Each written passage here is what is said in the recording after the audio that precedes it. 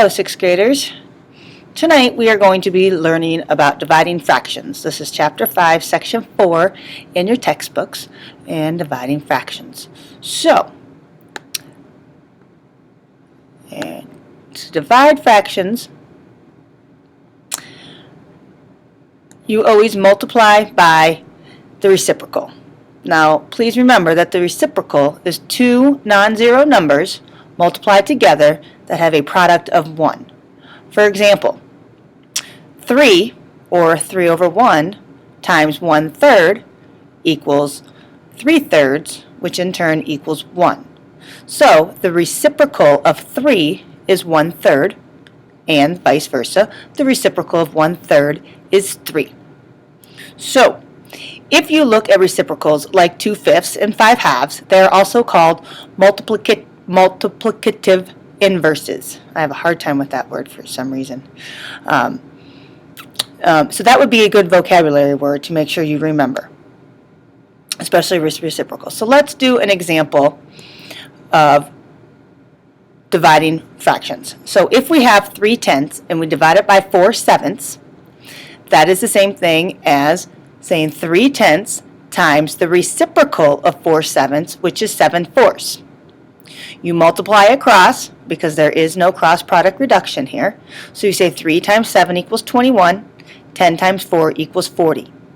So 3/10 times 7/4 equals 21/40, or 3/10 divided by 4/7 equals 21/40. Now, in our letters, if you like the letter part in the algebra, you have A over B divided by C over D. Well, my trick is you copy the first one, A over B, then you multiply or put a dot to represent multiplication, and then you flip-flop, which is the reciprocal of the first number, which is DC in this case. So AB divided by CD equals AB times DC. And again, this is only applies when B, C, or D is not 0. So basically when the denominators are not 0. Let's do some examples. Now, again, there's my trick. I say copy, dot, flip, flop.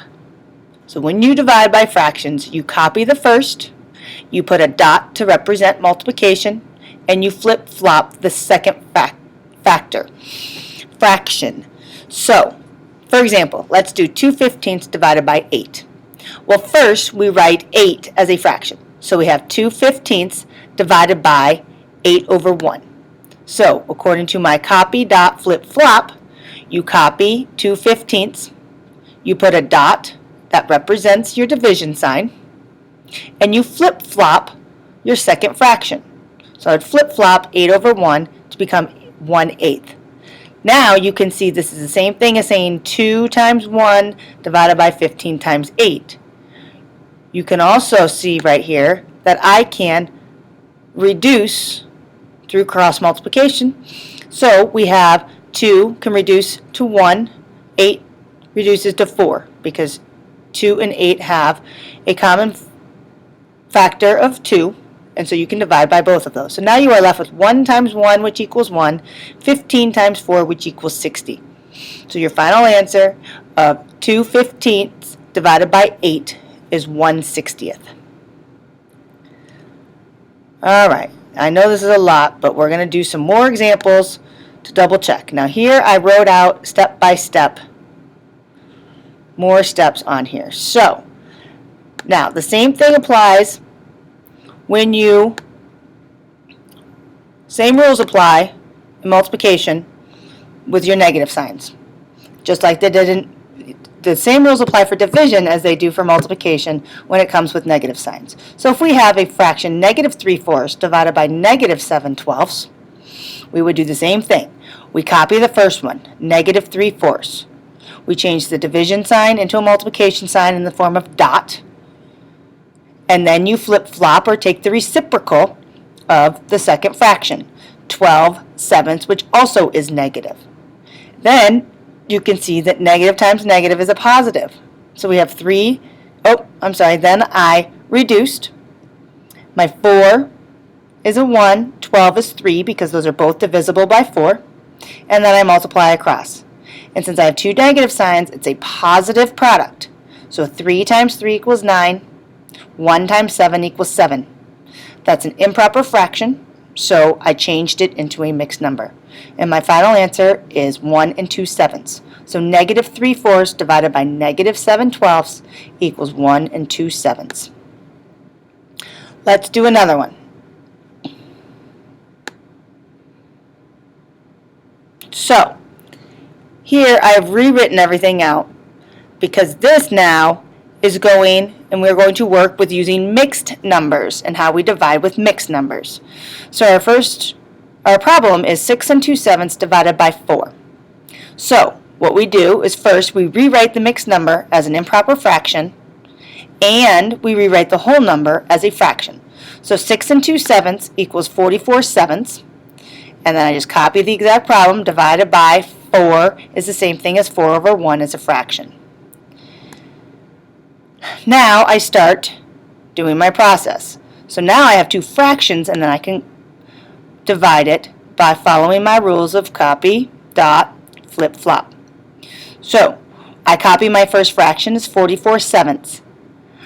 I multiply, I put my dot there for multiplication, and the reciprocal of the second fraction, which is my flip, flop. So that would be 1/4. So I have 44/7 times 1/4. Then I cross cancel my fractions, and again you only do this if possible, but technically I have 44 times 1 divided by 7 times 4. Well, I see that 44 and 4 have a common factor of 4, so I reduce both of those. 44 turns into 11, 4 turns into 1. And now I am left with 11 times 1 equals 11, 7 times 1 equals 7. So I multiply across my fractions. Now 11/7 I noticed is an improper fraction, so I change that into a mixed number, which is 1 4/7. And that's my final answer. So a couple more steps on there, but the same concept. So now let's try two mixed numbers. So I have negative 15 3/4 divided by negative 2 5/8. So first, I will change them both into improper fractions. So 15 3/4, negative 15 3/4 goes to negative 63 over 4, divided by my negative 2 5/8 goes to negative 21/8. Next, I do my copy, dot, flip, flop. So I copy negative 63 over 4, multiply using a dot, and I take the reciprocal or flip-flop my second one, which is negative 8/21. Then I look at it and I see if I can reduce. Cross reduction. So here I can see 63 and 21 are all divisible by 7. So 21 turns into 3. Negative 63 turns into negative 9. 8 and 4 are both divisible by 4. So my 4 turns into a 1, and my negative 8 turns into negative 2. So I'm left with negative 9 times negative 2 divided by 1 times 3.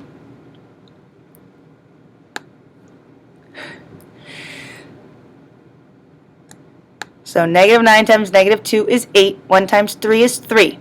18/3 is an improper fraction, and I change my improper fraction into 6.